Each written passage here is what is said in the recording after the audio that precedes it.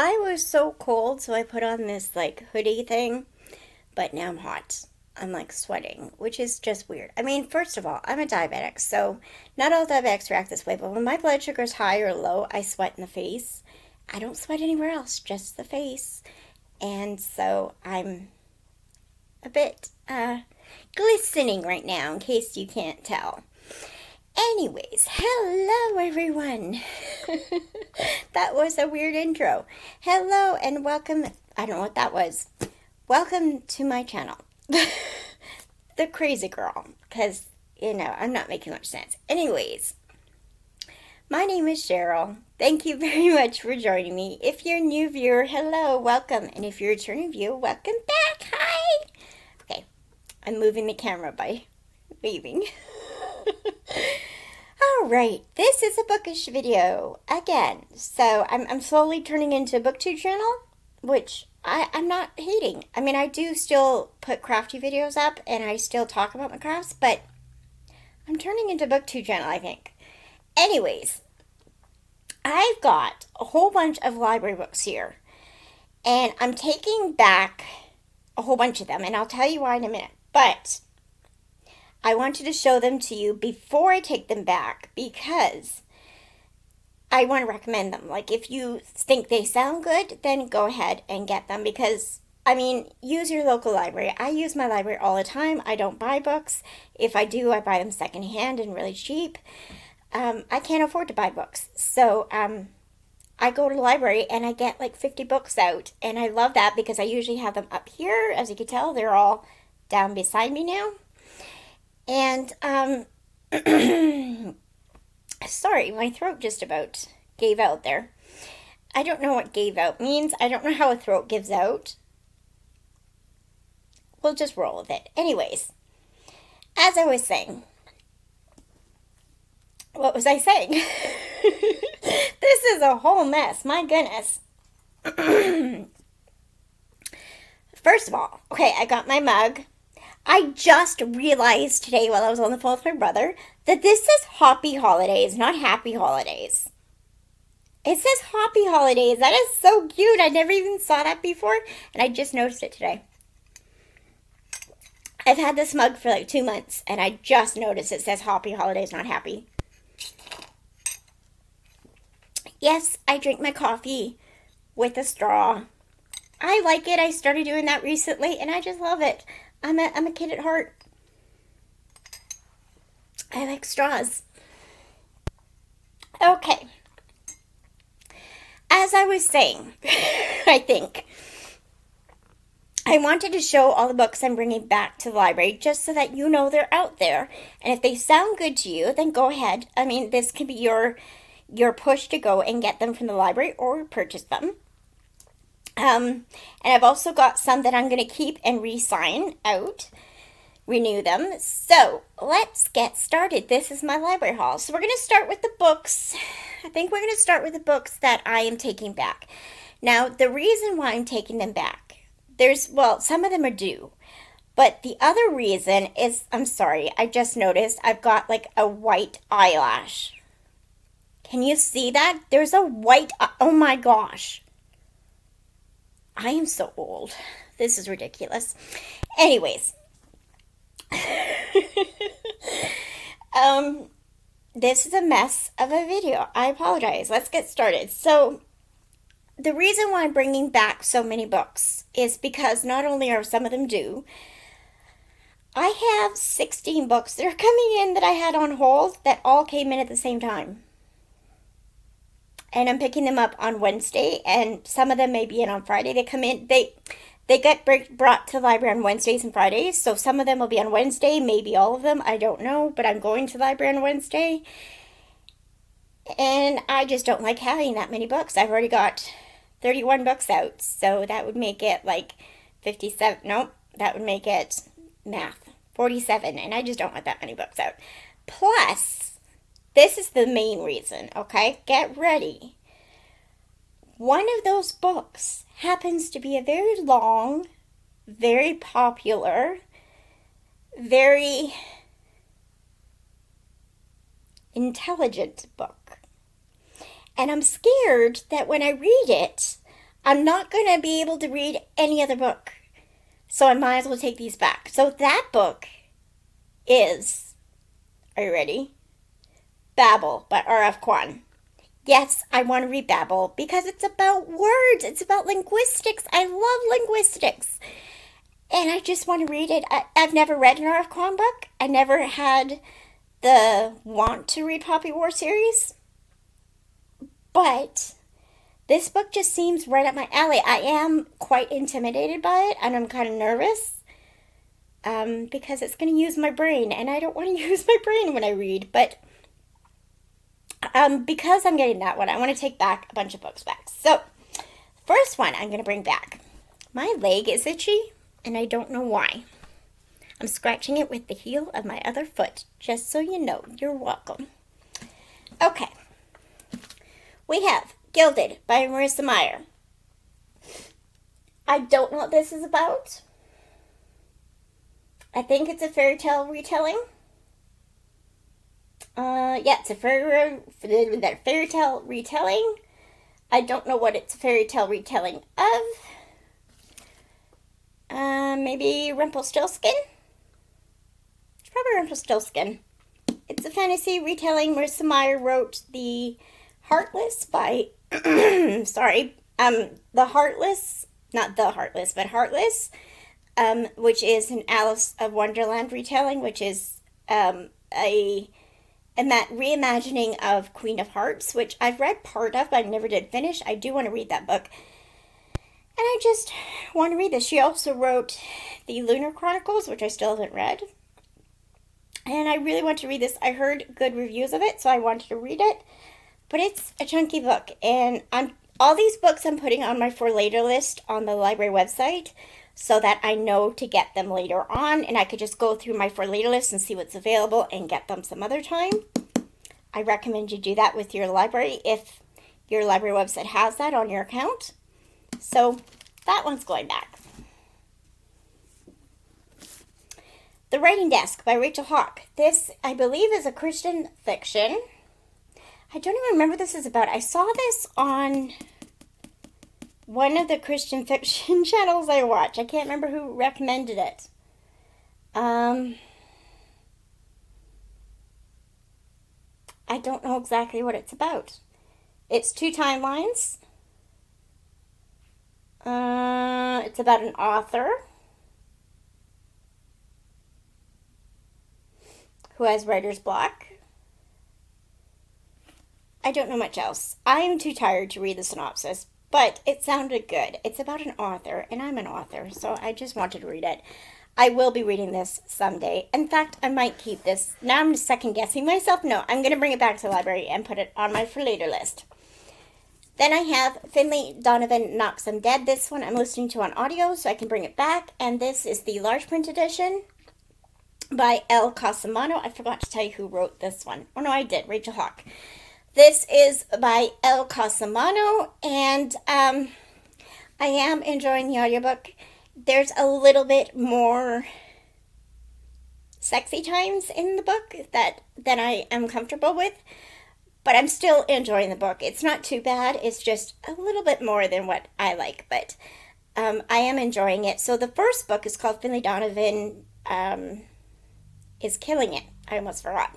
And that book, this is a sequel. And in Finlay Donovan is Killing It is about a writer. Again, another author. I don't know why I like reading those books. I mean, I am an author, so I kind of like it. But about an author who writes romantic suspense novels, and she's a single mom. She's divorced. Her ex-husband's trying to get custody of their kids, and she's having a hard, rough time of it, and she's not able to pay her bills. She goes to Panera, and which, by the way, what is Panera? Is that like a pizza place? I don't even know, because I don't live in the U.S. What is a Panera? Somebody tell me. Anyways, she goes to Panera, and she meets with her agent, and she talks about the book she's pitching. She pitches a book to her, and it's romantic suspense, and she's talking about how she's going to kill the person in the book and stuff. But this woman overhears her and mistakes her for an assassin, or not an assassin, what do you call it? A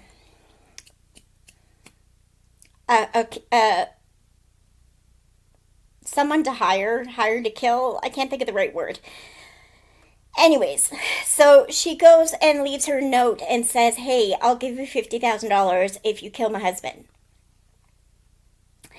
And Finley's like, "No way, I'm not going to do that." And then she starts thinking, that's a lot of money and I could really use that money. And she can use it to pay her bills and also defend herself against her husband trying to take her kids away, which breaks my heart. I feel bad for her. So she says, "No, I can't kill someone, but let me go check and make sure this guy is a bad guy. Like, I want to check this guy out and find out why her husband wants to kill him."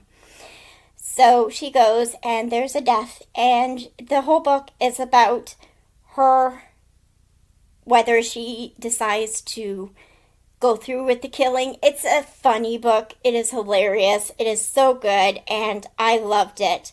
It's not a cozy mystery. It's got some deeper themes. So check out the trigger warnings, but it's a really good book. I really enjoyed it. So this is the second one, and I'm listening to that on audio, so that can go back. I don't remember what these books are even about. This is 50 Minutes by Karen Kingsbury. Karen writes, I'm talking as if I know her, Karen. She writes, this is her. She writes Christian fiction / Christian romance, and this particular book is a standalone, I believe, and I don't even know what it's about. Obviously, it's about a musician or something. I don't know.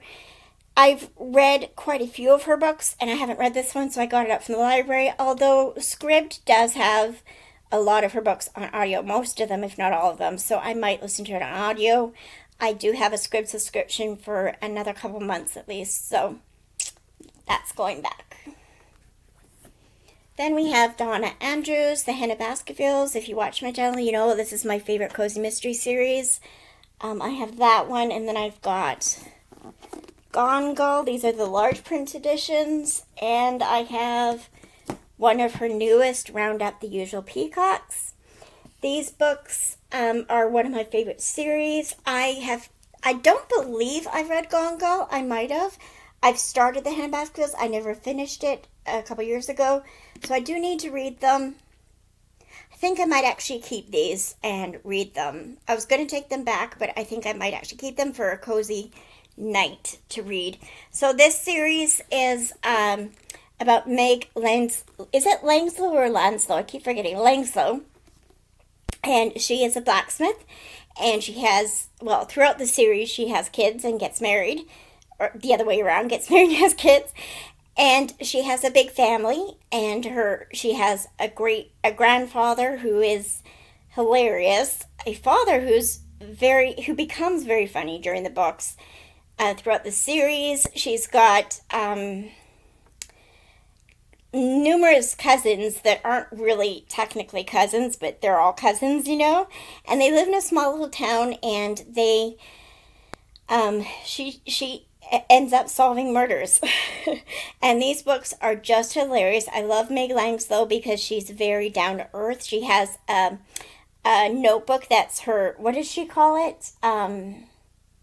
The book that tells me how to live, or something like that. I can't remember her name for the book, but she has this book that is her schedule and everything, and she's very down to earth and makes jokes and is very relaxed in times of where most people would be kind of stressed out because of all the commotion and everything. She's very relaxed, and she's just hilarious.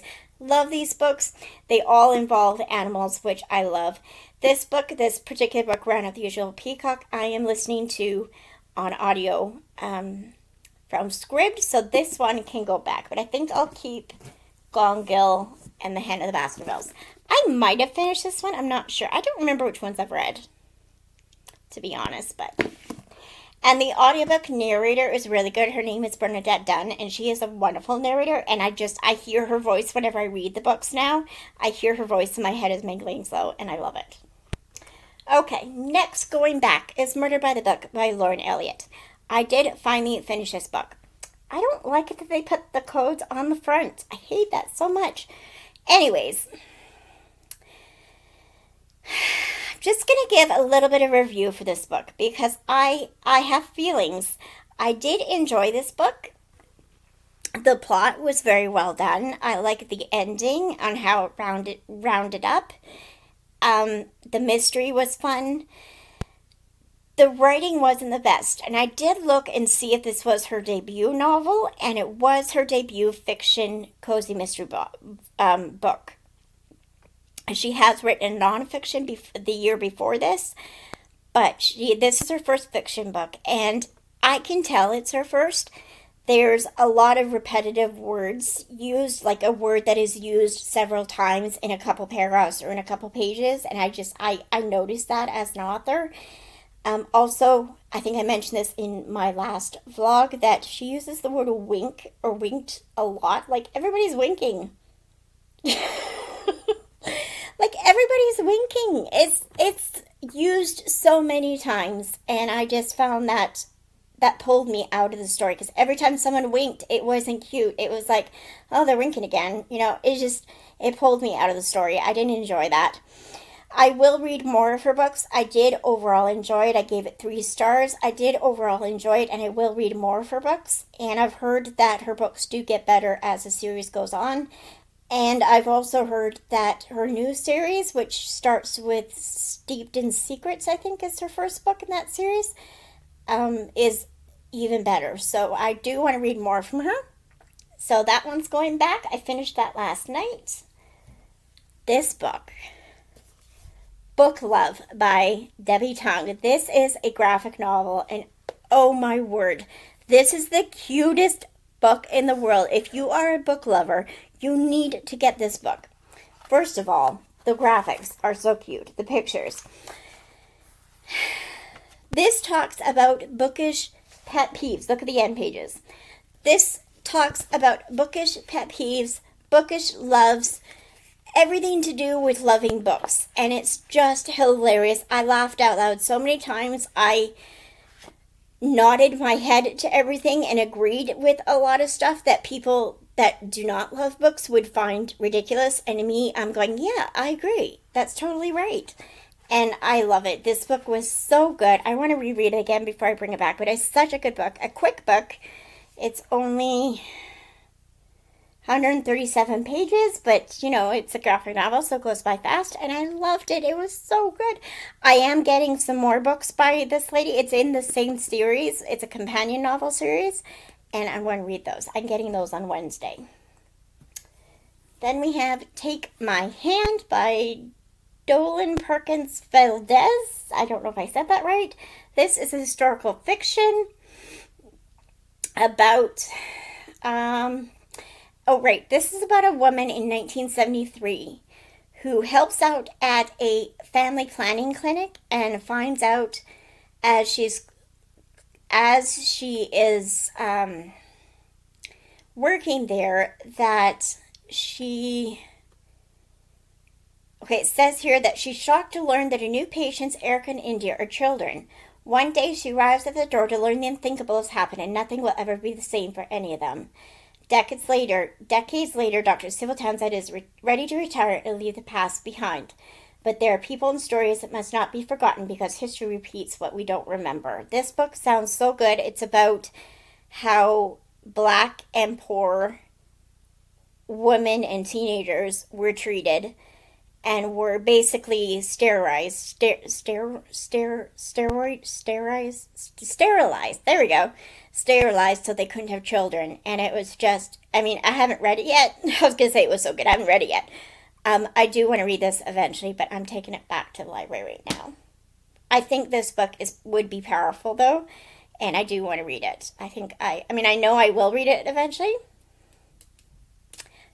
I'm slowly convincing myself to keep it here, but then we have The Attic Child by Lila J. This book is about was it a boy or a girl? I think it's a girl in the early 1900s, where she is locked away in an attic of a large house, And we learn about her story. And then in 1974, a young orphan girl named Laura, born into wealth and privilege, finds herself trapped in the same attic. And it talks about their two stories and how they connect. I want to read this eventually again, but I haven't read it yet. This book, I'm sad is going back, but it's due and someone has a hold on it. So this is The Last Map Maker by Christina Sortenvat. I'm sorry, I can't pronounce that name. That's her last name. She wrote the,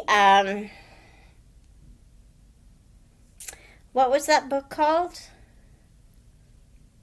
You're yelling at me at the screen right now. I know you are. It was a Les Mis retelling of a little boy who... Oh, that's going to bug me now. Let me look. A Wish in the Dark. She wrote A Wish in the Dark, and I really love that book. This book is about a girl. I did start this book, and this book is about a girl who is a map maker, or an assistant to a map maker, and her father is a con man, and she goes on an expedition to chart the southern seas. And then she realized the expedition is more than what meets the eye. So I'm looking forward to read that. There's always a bit of magical realism in the books. And I do want to finish reading this someday. Again, it's going on my For Later book. Which really, I mean, it bugs me. I think the library should call them TBR list. I don't know why they call it For Later list. Like, it should be a TBR. I'm picky. Then we have Tefa Afshar. She is a Christian fiction author. I haven't read any of hers, but I did get 2 or 3 of her books, and I'm bringing back 2 of them. And this one is Thief of Corinth. It's a biblical fiction. I don't know anything about it. I just heard about it on someone's channel, and I don't know exactly what it's about. I'm too tired to read the synopsis. I'm so sorry, but it's a biblical fiction, and it looks good, but I'm bringing it back and putting it on my For Later. Another one that I did start was Jewel of the Nile by Tessa Afshar. I will be putting this definitely on my For Later list because I do want to finish reading this. I read the first 2 chapters, really enjoyed it. Don't know exactly what it's about, but I want to read it. Another Christian romance, Christian fiction type book. Biblical fiction, I think. I think it's biblical fiction. So then we have Fallen Mountains by Kimmy Cunningham Grant. I'm bringing this one back. This is about Transome Schultz, who goes missing shortly after returning to his tight-knit hometown of Fallen Mountains, Pennsylvania. His secrets are not the only ones that threaten to emerge. Something terrible happened 17 years ago. Red, the sheriff, is haunted by it. I don't want to read anymore. I don't know exactly what this is about, but that sounds interesting. This author wrote another one of my favorite books of last year. I keep checking my hair because it just looks horrible. Just ignore the bangs, okay? Just ignore it.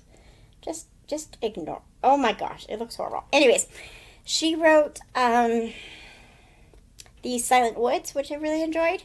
And this is an earlier book, so I do want to read that. She has another one coming out this year, I think, so I'm looking forward to reading that. I do want to read this one. Again, it's going on my For Later list. 2 more that's going on my For Later list. This one is Just Look Up by Courtney Walsh. Again, another Christian romance book, a contemporary, that was recommended to me by one of the Christian fiction booktubers I watch so many. I don't know who recommended it to me, but not particularly to me, to anybody who watches the channel. But I really want to read some contemporary Christian, and this one looks really good. I don't remember what it's about. This is ridiculous. I don't remember what any of these books are about. I just remember seeing them on the videos, and everybody describes them so well, and I'm like, yep, yes, please, and I go and put them on hold, and that's it. This is about Lane Kelly. She's about to land her dream job when her brother has devastating news about her brother, brings her back home to a little town she wants to forget. Then there's Ryan Brooks. He's settling down in Harbor Point, Michigan after his final tour of duty. And he's in a renovation project. And, oh, it's a second chance love story. Oh, yay. So he used to love, it's the girl he secretly once loved. And it's a reunion of them. And it just sounds so good. Okay, now to the books that I'm keeping and that I renewed. And I've got, this video is so long. I got Murder at Malowin Hall by Colleen Cambridge. This is, I put this on my last library haul book. I was going to say village. I don't know why I was going to say village.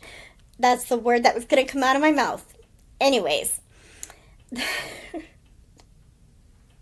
I'm so out of it, I tell you. I'm not on drugs. I'm not drunk. Honest. I'm just... Okay, anyways.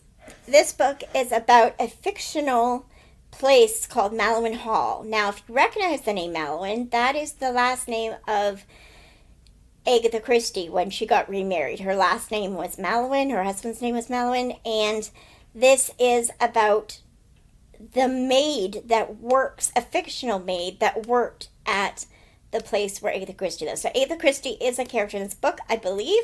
It is a cozy mystery. It's not about Agatha Christie. It's about the maid that works there, but I really want to read it. So there's a murder. I don't know what happens. I just knew it involved Agatha Christie, and I thought, yes, please. So that one. Here's another one to do with Agatha Christie. This is The Mystery Mrs. Christie by Marie Benedict. I've heard so much good things about Marie Benedict, and I want to read all her books. So this is the first one, and this is about Agatha Christie when she went missing in 1926 for like 11 days or whatever it was. And this is it's 11 days. Wow, that was a pretty good guess. This is a fictional, I think this is fictional.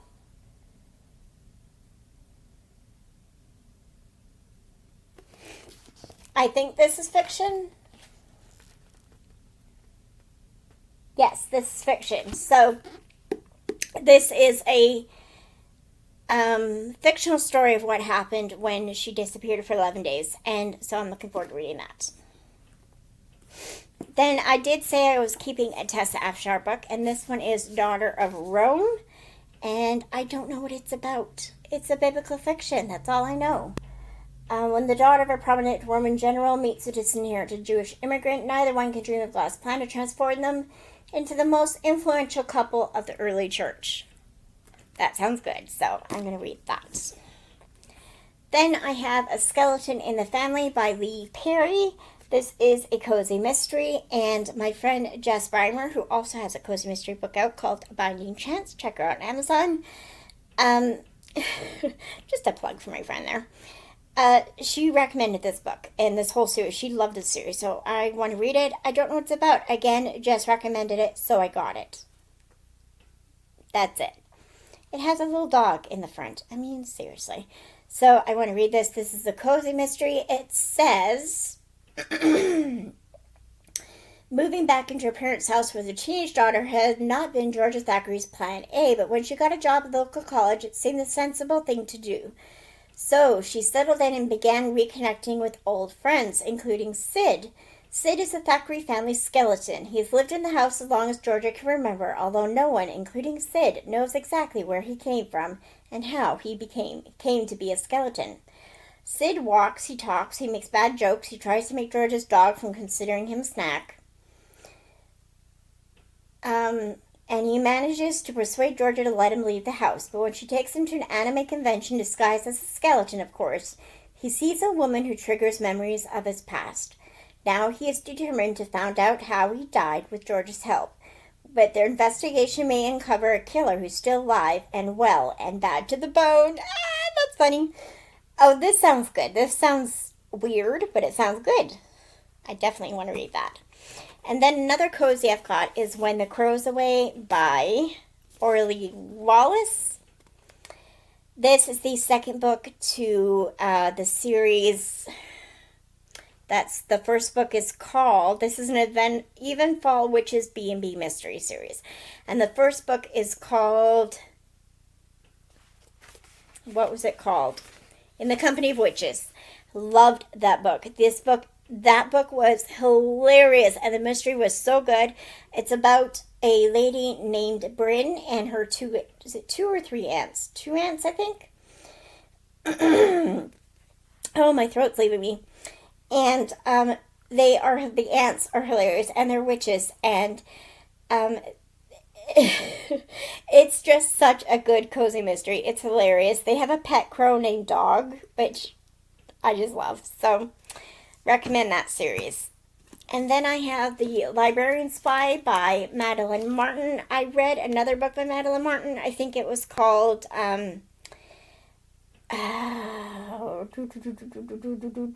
what was it called? The Paris something?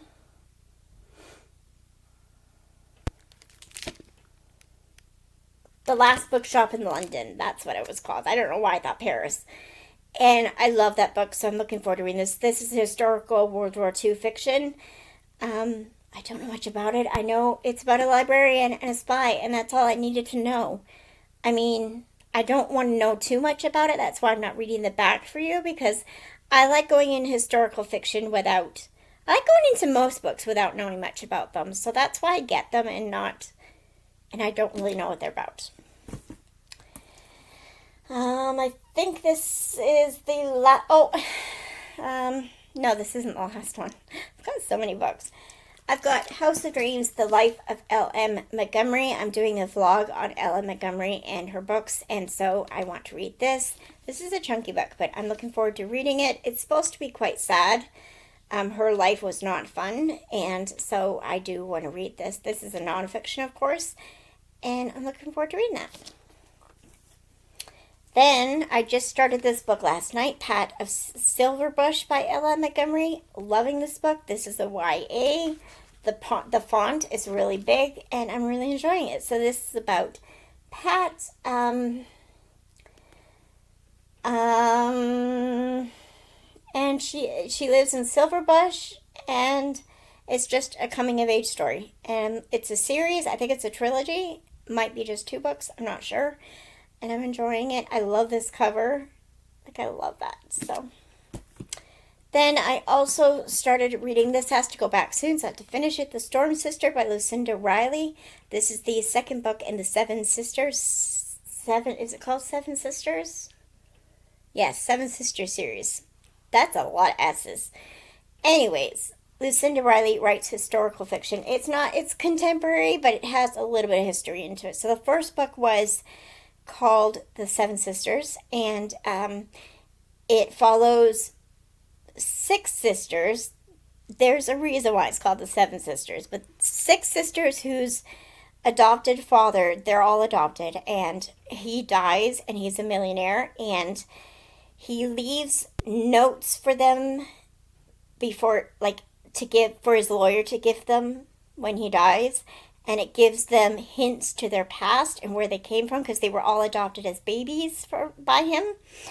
So the first book follows Maya, and she goes to Italy to find out where she's from and her past. And this book follows Allie, and I'm enjoying it. I'm really enjoying it. The writing is really beautiful. I love it. Has romance in it, which is really cool. Almost done. I'm also currently reading Aggie Martin Mystery Queen, The Seaside Corpse. This is a fictional story, a series about Agatha Christie as a child and solving murders. She has a best friend named Hector Poirot. And you can see as these books go that the author, who is Martha Jocelyn, she talks about... She writes the books as if Agatha is writing a story herself sometimes, and it's just hilarious. And you can see throughout the series where certain books of Agatha Christie came from during the series. I mean, it's all fictional, but it was really good. I really enjoyed it. This is the newest one to the series. I think there's 4 or 5 out now. I think this is book 4. And I'm really enjoying it. I'm about a quarter of the way through. Then we have the newest Murder, She Wrote book. This is Death on the Emerald Isle by Terry Farley Moran and Jessica Fletcher. And I'm looking forward to reading this. These are comfort reads for me. They are just something that I love to read. They're not the best written books, but I love them. My favorites are the books that were written by Donald Bain, but sadly he passed away. I don't enjoy Terry Farley Moran's writing as much as I did Donald Bain, but I am enjoying them, and I do want to read this. I don't know what happens, but Jessica Fletcher, if you don't know the TV series, she is an author of mystery books, and she solves murders, and she lives in this cute little town called Cabot Cove that I never want to live in because there are way too many murders that happen there. But I want to read that. 2 more books. We have Her Daughter's Dream by Francine Rivers. This is a hard-hitting contemporary Christian fiction. The first book I am reading by ebook. I do have a bunch of ebooks out from the library too, and audiobooks. But I'm reading the ebook right now. It's called Her Mother's Hope, which is the first in this, I think it's a trilogy, the Marta's Legacy. And I'm enjoying that book, and this is the second book in it. The first book follows Marta in 1920s, and she lives in a home with an abusive father and a Christian mother, and her mother encourages her to go and fly and become her own person, and Marta goes and she struggles through life, and I just got to a part in Her Mother's Hope where her sister, her sister's story is tragic, and I'm just feeling so much for Marta and her sister and her mom, and I'm loving that book. So this is the second book in the series. And then, no, I talked about that one. We got A Tangled Web, which I'm also reading by Ella Montgomery. This I'm not enjoying as much as the other Ella Montgomery books, but I am enjoying it still. It is about great Aunt Becky and her famous prized possession, a legendary heirloom jug. And it's about how she brings her whole family together and all her nieces and nephews and cousins and everybody, and before she dies, and says that she is going to leave it to somebody, and everybody wants that jug. And it's just an interesting story. I think there's a love story in this, and I am enjoying it. It took me a while to get into it, but I am enjoying it. So,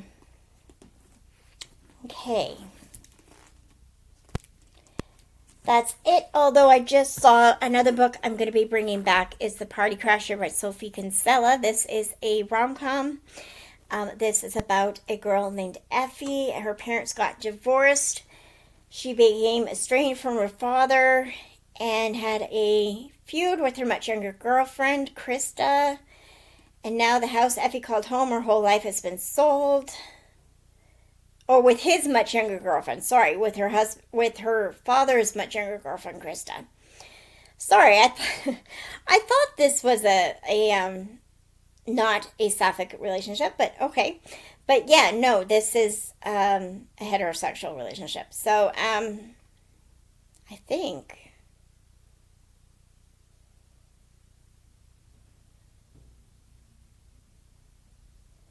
Okay, I don't really know what this is about. It's about a woman named Effie. I don't know if there's a romance in this. I mean, I'm assuming there's going to be a romance, but it doesn't say much about it. It talks about her dad's much younger girlfriend throws a party, and Effie remembers a beloved childhood treasure still hidden in the house. I kind of want to read this now, so maybe I'll keep this and read it. This is a large print edition, I believe. Yeah, large print edition. I do want to read that. I do enjoy Sophie Kinsella's books. They're very humorous, very funny. I think my favorite one of hers was Love the Life, I think is what it's called.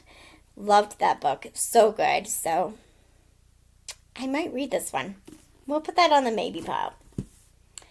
Okay, that's it. It's been 40 minutes. Oh my gosh. I have a lot of books, but I am taking back a lot of books and picking up more. I may have a problem. I may be addicted to the library, and I'm okay with that. I mean, it's not costing me any money, and I enjoy it, so why not, right? So that's what's happening. I hope you enjoyed this video. God bless you and all you do. Have a wonderful day, and I'll see you soon. Bye, guys.